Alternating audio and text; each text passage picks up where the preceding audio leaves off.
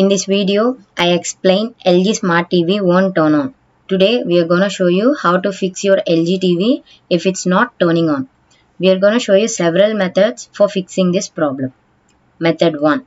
The first thing to try here is really the simplest. Just basically unplug your TV from the wall. Wait about 60 seconds.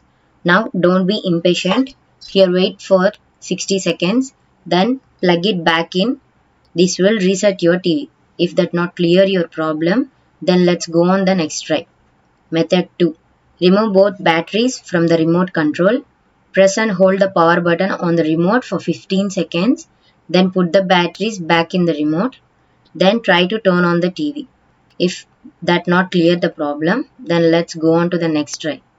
Method 3. This is last thing. Usually will do the trick, but this is a factory reset. So we are gonna reset your TV. Press home button on the remote. Go to the settings. Go to general menu. Click on reset to initial settings. This will definitely solve your problems. If this video helped you out, please leave a like, comment down below. If this worked for you, thanks for watching.